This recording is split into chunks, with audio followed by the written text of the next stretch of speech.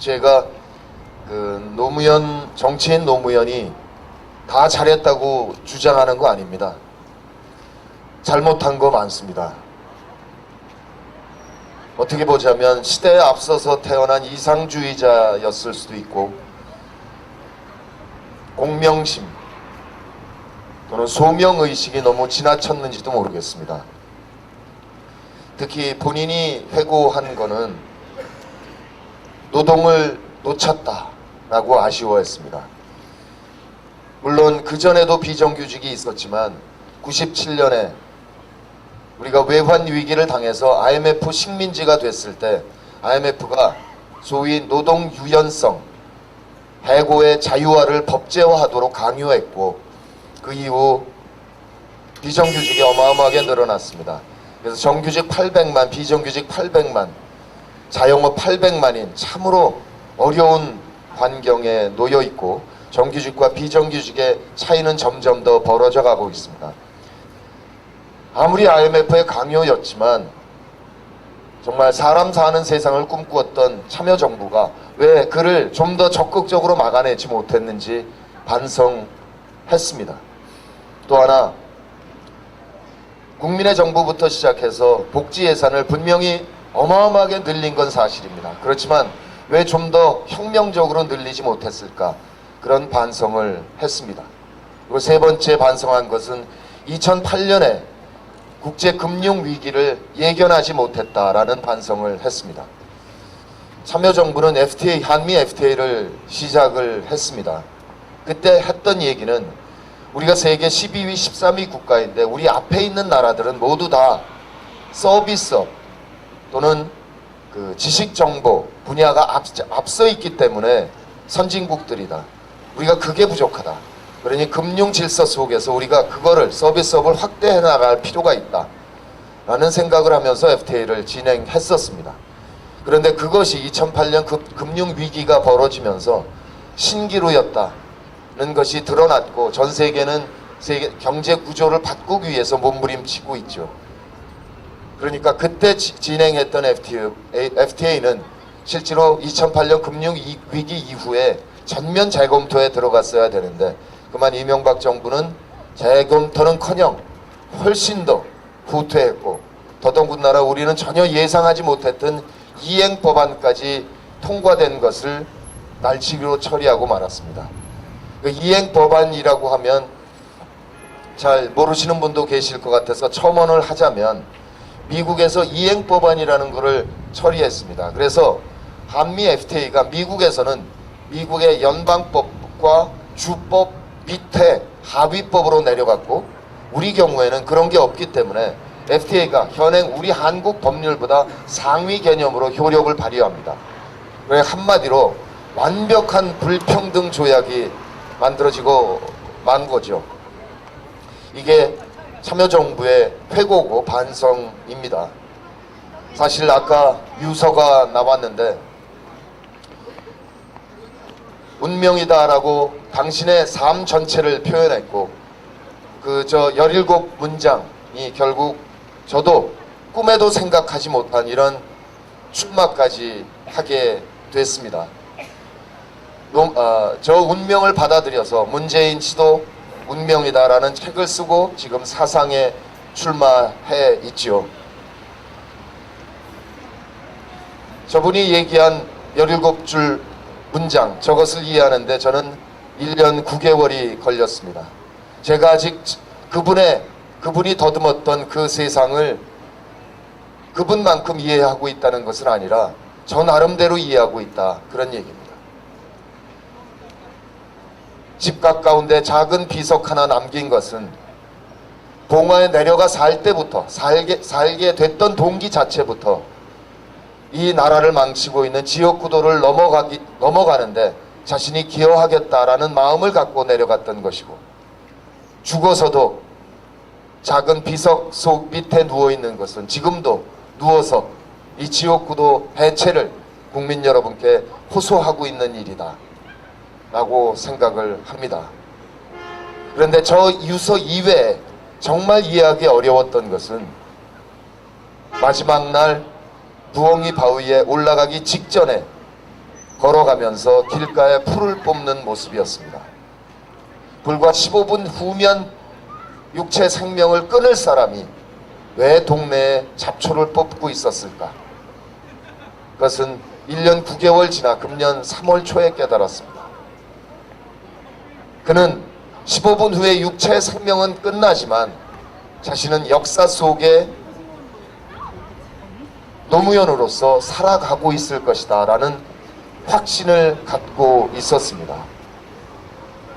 그래서 그가 얘기한 운명은 자신으로서 굉장히 어려운 시기에 정말 자신의 가진 능력껏 열심히 했으나 부족한 점이 많았고, 그래서 자신이 공격받는 것이 민주진보 진영 전체에게 부담이 되니까 나를 버려라, 나의 실패가 진보의 실패가 아니다 이렇게 호소해도 조선일보와 검찰과 이명박 한나라당 정권의 공격이 그치지 않으니까 민주 진보 진영 모두 다가 자기 때문에 침몰을 하게 할 수는 없으니까 그 모든 것을 쌓아안고 몸을 던졌던 것이라 이해합니다. 그래서 그 17줄 유서에 담기지 않은 말은, 자 이제 내가 모든 것을 쌓아안고 가겠다. 그러니 이제 남아있는 당신들이 내가 못다한 일 해주면 안 되겠니? 라는 말이었다고 생각합니다. 저 턱없이 부족합니다. 한 번도 공직을 생각해 본 적이 없는 정말 문화예술인으로서 자유롭게 살아왔기 때문에 꿈에도 생각하지 못합니다. 지금도 여전히 순간적으로 순간순간 정말 이게 내가 출마한 거 맞는가? 북강서울에 출마하고 있는 거 맞는가? 그런 생각이 들 때도 있습니다. 부족합니다. 그리고 정말 낙선이 전혀 두렵지 않습니다. 정치인 노무현 4번 떨어졌습니다. 정치인 김두관 6번 떨어졌고, 지금 출마하고 있는 김정길 장관은 7번 떨어졌습니다. 제 옆지역구 전재수 2번 떨어졌습니다. 제가 한두 번 떨어지는 게 뭐 그렇게 대수겠습니까? 그런데 정말이지 간절히 당선되고 싶습니다. 정말 간절히 원합니다. 조금 전에 이창동, 제 친구 이창동이 3가지 얘기를 했습니다. 정당 개혁, 정당 혁신을 정말 하고 싶습니다. 지역구도 좋습니다. 부산의 변화와 발전, 대한민국의 변화 정말 하고 싶습니다. 그런데 그것과 함께 정말 하고 싶은 것, 12년 전에 그분은 여기 출마해서 떨어졌습니다. 그런데 그분께 찾아가서 꼭 보고 드리고 싶습니다. 형님, 전 됐어요. 전 당선됐습니다.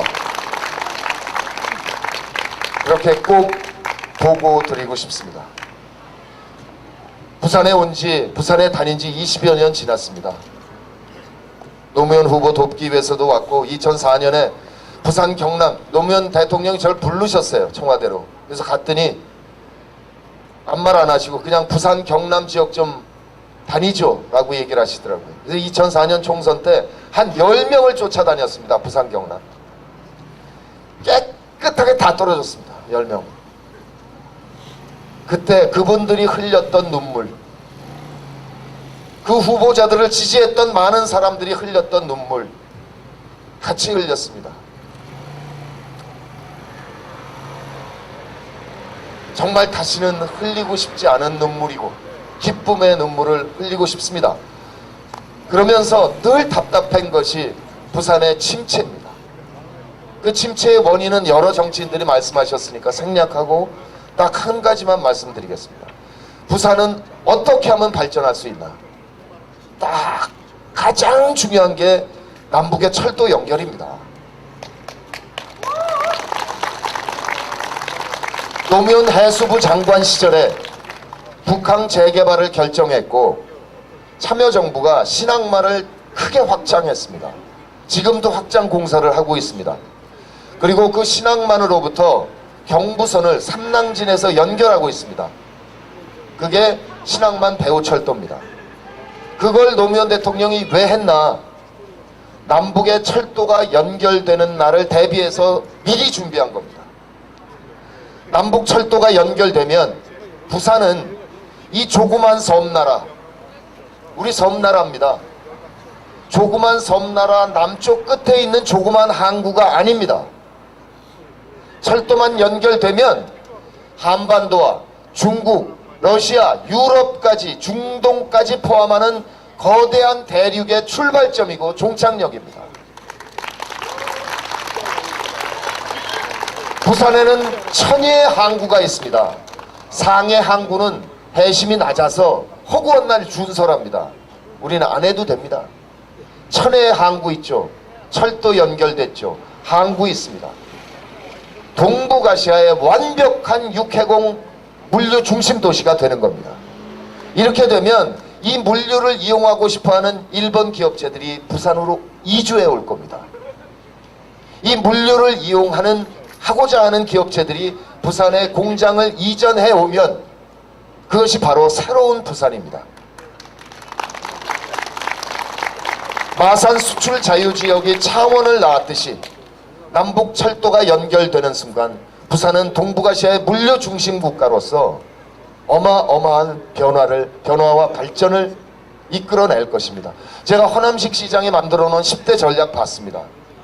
그 중에 7개가 노무현 대통령이 만든 것인데 딱 빼고 참여정부 계획이다 딱 빼고 지금 부산시 계획 이렇게 10개로 나와 있습니다. 그런데 그 중에 무엇을 해도 남북 철도가 연결되지 않는 한 아무짝에도 쓸데없는 계획입니다. 그런데 이 새누리당은 그 계획이 없다는 데 문제가 있는 겁니다. 북한 체제가 잘못됐으니까 뻑하면 총질하기 때문에 저들하고 교류할 수 없다. 저도 북한 체제 비판합니다. 저희 집안도 만주에 살다가 공산 세력의 탄압을 견디다 못해서 피난 온 기독교 가족입니다. 그런데 체제를 비판하는 것과 교류를 하는 것은 다른 차원입니다. 장사는 돈을 벌면 하는 겁니다. 왜 우리가 중국하고 교류합니까? 거기 아직도 공산당 일당 독재입니다. 왜 해요? 돈이 남으니까 하는 겁니다. 북한 체제를 비판하더라도 교류는 해서 교류를 하면 할수록 북한 체제의 변화를 이끌어낼 수 있습니다. 정말 모르시죠? 이번에 김정일 위원장이 세상을 떠났을 때 개성공단에서 얼마 동안 일을 안 했을 것 같습니까? 국장 기간이 일주일인가 열흘이었죠. 저 기억을 못합니다만 열흘이었다고 치면 마지막 날 딱 하루 일 안 했습니다. 9일 동안 일을 했어요. 공장이 돌아갔어요. 노동자들이 공장 멈추는 걸 원하지 않아요. 이게 체제 변화입니다.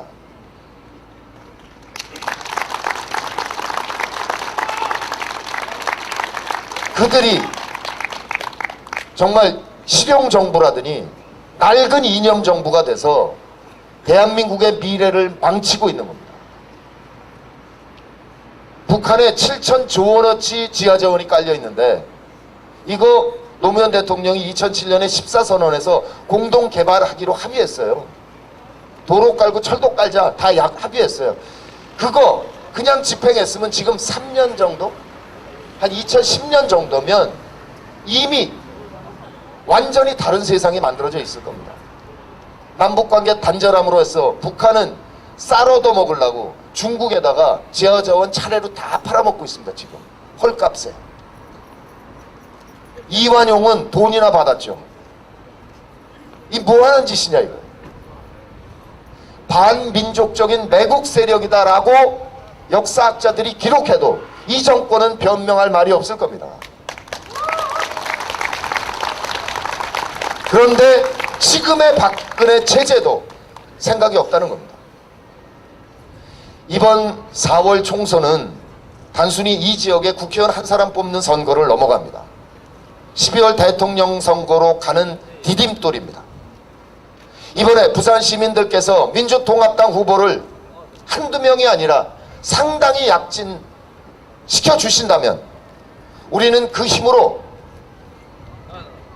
부산을 대표하는 정치인을 민주진보 진영의 대통령 후보로 밀어 올릴 수 있습니다. 이제 부산 시민이 부산의 운명을 바꾸고 대한민국의 역사를 바꿀 수 있습니다. 우리 부산 시민의 힘으로 정권 교체를 이루어낼 수 있습니다. 민족사를 바로잡을 수 있습니다. 그것이 바로 이번 4월 11일 선거입니다. 꼭 투표해 주시기를 정말 간절히 원합니다. 부산 시민 여러분, 우리 함께 역사를 만들어가면 좋겠습니다. 고맙습니다. 고맙습니다.